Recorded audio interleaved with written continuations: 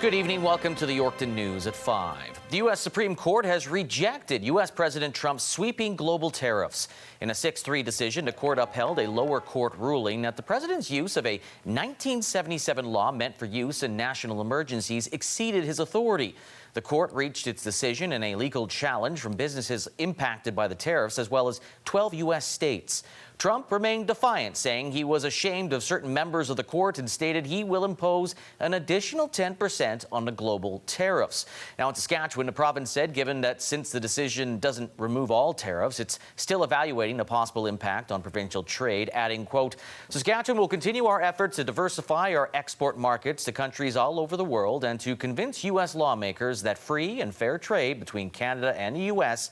benefits businesses and consumers in both countries. Saskatchewan's advanced education minister and post-secondary representatives are going on a one-week trade mission to Asia. The contingent of officials from the province, the U of R, U of S, and Sask Polytech is heading to the Philippines and Thailand today to work on the province's education, research, and labor goals. It's meant to create new partnership opportunities for Saskatchewan post-secondary institutions with a long-term goal of attracting more talent to the province and making more opportunities for Saskatchewan students to study abroad.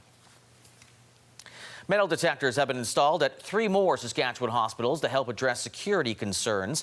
The Saskatchewan Health Authority says detectors have been installed at the main entrances of Battleford's Union Hospital, Victoria Hospital in Prince Albert, and the Regina Urgent Care Centre. The Health Authority says everyone entering hospitals with metal detectors will have to declare any restricted items, which will have to be removed from the facility or secured in a designated locker. Restricted items include duffel bags, luggage or food coolers, and weapons of any kind, including knives and sharp objects. White City is extending its town boundaries to allow for future growth. Approximately 3/4 sections of land is being annexed from the RM of Edenwald. It is situated east of the community between the Trans-Canada Highway and Highway 48. It is being done at the request of the property owner, with the cooperation of that rural municipality. This expansion, to the east of White City, really supports our long-term growth strategy to ensure we have the appropriate land supply to accommodate, future residential and potentially some commercial development as well. The annexed land will allow White City's population to grow by about 3,500 people. The provincial government has ordered the demolition of the Kenosi super slides near Moose Mountain Provincial Park. In an order in council posted last week, the government reached an agreement with a Saskatoon company to demolish the former slide site at a cost not exceeding $227,000. The province considers the property abandoned. First opened in the 1980s, the super slides haven't been open in any capacity in more than 5 years after provincial officials shut down the park, citing health concerns and deficiencies. Regina road crews have been busy with priority roads and snow routes since this week's dump of fresh snow, but now they'll move on to residential plows next week. The city says about 25 centimeters of snow fell over the 2-day period, enough to trigger the full plow. Residents are asked to keep an eye on when plows are coming through their neighborhood and move vehicles out of the way to help crews plow efficiently and on time. You can find more details on where to get alerts on our website, ctvnews.ca/Regina. Yes, all that snow fell. We've got to get rid of it somehow, Sabine, but people are now wondering when we're going to see the warm-up. We're going to have to wait till after the weekend, right? Yeah, unfortunately, I know we're waiting for the big melt now. It's probably not going to happen for a little while. Definitely, like you said, Lee, not this weekend. We're still seeing frigid temperatures heading into this evening and even today, especially in the Parkland, warming up to, well, it wasn't a warm-up. We were still in the minus 20s, but if you woke up this morning, wind chill values were still in the minus 36 range, minus 37 range, and we can expect to see that continuing heading into tonight. Tonight we're dropping to minus 26 with a wind chill of about minus 36 for the Yorkton area, warming up to minus 19 with a wind chill of about minus 27 to start your day, and then expecting those overnight wind chill values getting back into the minus 30s again. But again, it's just for the weekend before we slowly, and I emphasize slowly, get back to seasonal range heading into next week. But I'll have details in your forecast. Lee? Thank you, Sabine. At the Olympic Winter Games in Italy, 2 more bronze medals. Valerie Malte wins her 3rd medal of the Games in a women's speed skating 1,500 meters, and Brendan McKay took third in the men's free ski halfpipe. But all eyes, of course, on the men's semifinal between Canada and Finland, where once again Canada came from behind in the third period to beat Finland 3-2. Nathan McKinnon scoring the winner on the power play with under a minute to go. Connor McDavid had 2 assists in the win, giving him 13 points. That is the most points by an NHLer in a single Winter Games. The gold medal final goes Sunday, just after 7 in the morning Saskatchewan time. SJHL Yorkton Terriers look to win their 10th game in 11 tries tonight as they host the Humboldt Broncos. Terriers coming off a 6-4 victory at Humboldt on Family Day. Yorkton is 2 points up on Nipawin for third in the league, 4 points on Weyburn with a game in hand. The Terriers are also 2 wins away, or 2 Melfort Mustang regulation losses away from clinching a playoff spot. Game time is 7 at the Westland Arena. Also, tough one for Melville. They're going to face the league-leading Bombers for the first of 2 games in Flin Flon. Melville sitting in 6th place tied with Kindersley and Estevan, although they do have a game in hand. That game gets underway at 7:30. A crew of hockey referees in Weyburn will be sharing more than just the ice on Saturday night, as all 4 officials share the same last name. Let's go.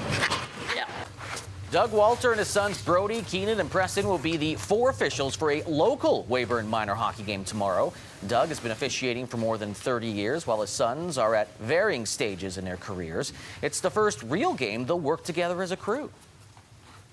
I was always hoping that things would come about like this, you know, coaching them hockey and then slowly getting involved in reffing. And now I got everybody's involved in just that true passion for the love of what it really means to be on the ice together. Working with them and trying to help them grow and trying to pass down what I've learned from my dad and all the other officials I've worked with to try and make them better and make them have a good experience like I have with reffing. And one of Canada's top dogs is from Moose Jaw. Okay. Good boy. So that's one of the things that While he awaits a busy day of training, the 6-year-old named Tuck is skilled in a variety of different dog training obstacles.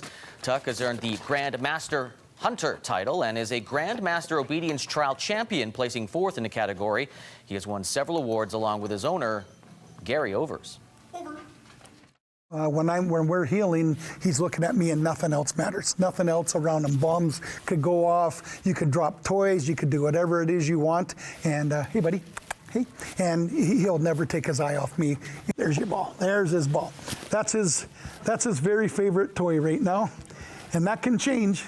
But he'd run through a wall for that thing. Though Tuck is owned by Gary and his wife Shelley, they also have their own dog obedience course, teaching more than 700 dogs a year. City of Yorkton, at least the snow's no longer falling. Still got to be moved around, though. What's the weekend going to be like? We'll have details coming up.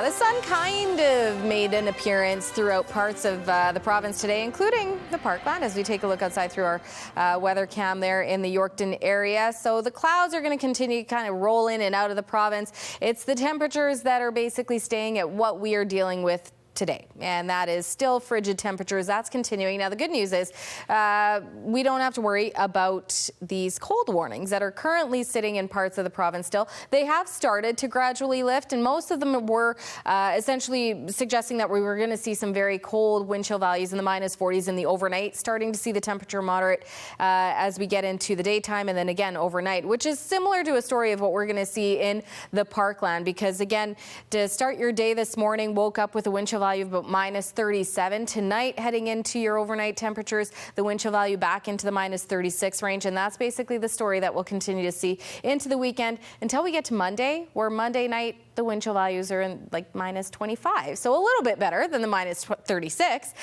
Not much to show you on the radar tracker there, or radar satellite, in terms of active weather. So again, the clouds rolling in and out. Heading into this evening, we will see cloudier conditions in the Parkland, and that's basically a thing that we'll see continuing heading into tomorrow until we get into first thing tomorrow morning. Starting to see the clouds fade a little bit. We will see more sunshine in the mix, and then more clouds breaking up as we head head into Saturday night. Excuse me, that's a lot of buzz. And then we will see more sunshine as well into the weekend, but it's just the temperature staying in that much colder than our seasonal temperatures, which are usually in the single digits right now. Still below zero, but in the single digits. Even our lows are usually hovering around about -13, -14.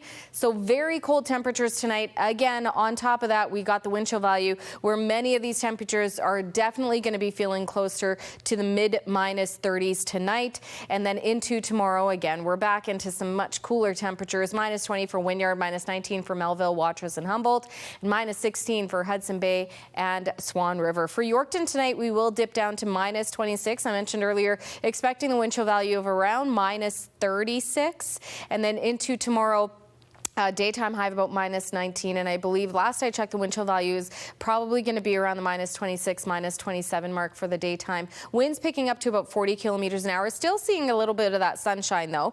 And then here's a look. See, the warm up is there. We're going to get to it by next week, but just got to battle through the weekend. -19, a mix of sun and cloud, winds up to 40 by Sunday. Mainly sunny, winds down to 20 kilometers an hour. -18 is the expected daytime high. Monday mostly cloudy, -12, -11 on Tuesday with a mix of sun and cloud.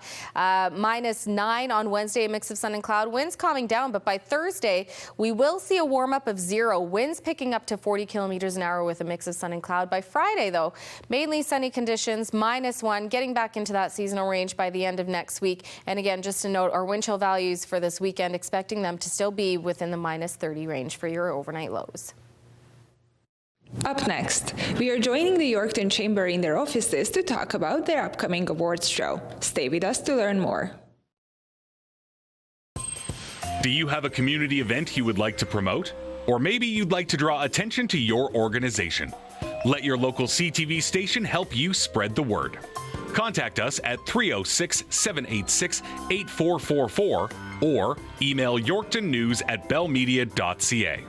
You can appear on CTV Yorkton's News at 5 and get your message to our viewers.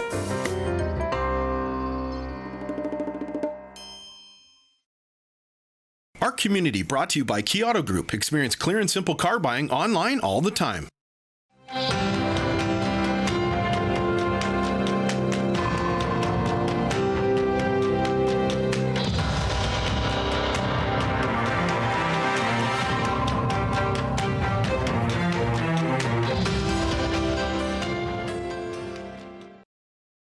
Welcome back. Today we are catching up with the Yorkton Chamber because they have a very exciting announcement for us. And my guest, or I guess I'm your guest, is Tuanita Polagi. Thank you so much for having me today. It's our pleasure. So, what is this very exciting news that you have to share today? Well, it's time to announce again that the 2026 Celebrate Success Business Awards are now open and we're accepting applications. Okay, can you please tell me more about what is this award or awards? Well, since 2000, we've been offering these awards, and there are a variety of categories, and we encourage the businesses to apply for an award in one or more categories, and it's a great way to be recognized. Well, you know what my next question is going to be. So what are those categories? Oh, we have a variety. We have ag production, property restoration, community merit for the business and or the organizations. We have Award of Excellence, several sector awards, and woman entrepreneur and young entrepreneur. So very interesting categories, I think. So the businesses who would like to apply to be considered for this award have to be falling under one of these categories. But what else? What other kind of criteria do they need to meet? Well, for every category, there's different criteria, but the common criteria is that you should be in business for at least 3 years as of December 31st, 2025. And I think that they will find that the applications are very easy to fill out. We don't ask for a lot of questions, but we do ask, I think, very pointed questions. And if a business doesn't feel comfortable completing an application form, they can do a 5-minute video. And where can they find out more about this? Do you have some sort of an application guideline on your website? Yes, each of the award categories has its application form on our website, so they can download those and then submit them to the Chamber, or we've got them in Google form, and or they can stop by the Chamber office themselves and pick up a form and complete them. And what would you say? Why is it worth applying? Like, how can this award contribute to these businesses? Well, it's great marketing and very positive, inexpensive marketing. You're letting the judges know about your business, and then if you're selected as a finalist, then the entire hall at St. Mary's Ukrainian Cultural Centre knows more about your business. So great, inexpensive marketing. Are they going to get like a little sticker that they can put on their doors and such? If they become the award recipient, they get a beautiful trophy, and you'll see those trophies displayed in a number of businesses all around town. And since we are talking about recognition, this is not the first year that you're organizing these awards, right? So can you please talk about the previous winners? Oh, we've had several. Lots of the businesses have received the Award of Excellence, which is for businesses, which have been in operation for at least 15 years. We've had many organizations receive the Community Merit Award for the events and activities that they offer to the community. And it's just been a really great way to recognize the business leaders in Yorkton. And who are these businesses, say last year? Who won? Well, Moda won for property restoration, I believe, and the woman entrepreneur was Adele Sharing. Our distinguished entrepreneur was Lori Renton. Young entrepreneur was Leighton Hull. Then we had our skilled labor and trades, and I believe that was Cole Denisovich. So that's just an example of some of the award recipients. Well, sounds very good. Thank you so much for telling me about these awards, and I'm looking forward to see who is going to win the awards this year. Thank you so much, Juanita, for having me. Thank you very much. Hey, it's Chase from Pure Country Mornings, back to countdown in this week's Top 5. We're starting with a new one to the countdown. Blake Shelton, Say Country or Die Trying, starts us off at number 5. I'ma stay country or die trying. Big drop for Hardy, was number 1 last week, and well, now that he's toured through Saskatchewan and gone, he is landing at number 4 with Favorite Country Song. My favorite country song. A slow climb for Max McNown this week. He has climbed a spot at number 3, Better Me For You. Better Me For You.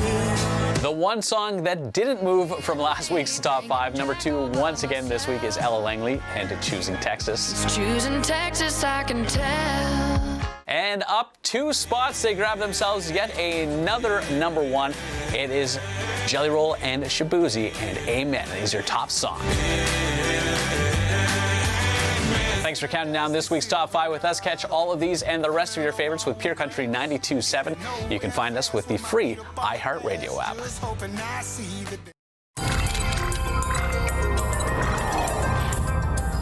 A physician from Manitoba has been named Canada's new Chief Public Health Officer. Dr. Joss Reimer replaces Dr. Teresa Tam, who retired in June after becoming a bit of a household name during the COVID-19 pandemic. Reimer was Chief Medical Officer for the Winnipeg Health Authority and was medical lead for Manitoba's COVID-19 vaccine implementation. She is also the past president of the Canadian Medical Association.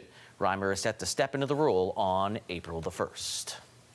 Now, nearly 3 decades, a group of Ontario auto workers have deepened their bond by giving back. CTV's Chris Campbell has more on the brotherhood forged through blood donations.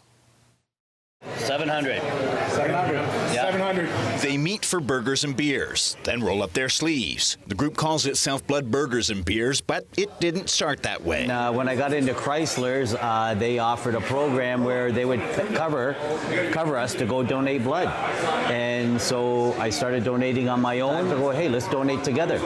So we started donating together. We slowly recruited new people, and that's how it started. Back then, working midnights, they called themselves Blood blood and breakfast. Even as shifts changed, clinics closed, and donations took them on the road to Chatham and Kingsville, they kept showing up. We've been doing it for almost 30 years, which is crazy. I never would have thought it. And it's a good time to socialize and catch up with the guys. What began as co-workers has become family. It's just the friendship, right? Like you build this up over all these years. This is family for us because we spend so much time together working in the factory. There's even a little incentive for first-timers. To get a new guy in, they got to know that when they come for the first time, they are paying for the lunch. So we know they'll come back for their free lunch. But beyond the laughs, the impact is serious. So just at the end of January, that last cold spell, we lost 1,500 donations across the country. So the need is constant. Canadian Blood Services says winter disruptions can quickly shrink supply, making dedicated groups like this one especially valuable. It's fantastic. We appreciate support from groups like that, and I think it's a great way to give back to your community and have a little fun while you're doing it. And the guys aren't done yet. Well, I'm looking forward to 1,000. I want to hang in there to 1,000. 1,000 donations, 7 or 8 more years, plenty more burgers and beer, and a lot more lives helped along the way. Chris Campbell, CTV News. Brought to you by Saskatchewan Union of Nurses. Thank you to Saskatchewan's 11,000 registered nurses. NASA has conducted a critical fueling test of its Artemis rocket, which will eventually return astronauts to the moon. During the so-called wet rehearsal, launch teams pumped 2.6 million liters of super cold fuel into the rocket and then counted down to the 30-second mark. NASA says there was minimal hydrogen leakage. The first rehearsal was halted because of leaks, delaying the first trip to the moon by astronauts in more than 50 years. That's all the time I have for your 5 o'clock news. We'll be back at 6 o'clock with all your local headlines. But next, national.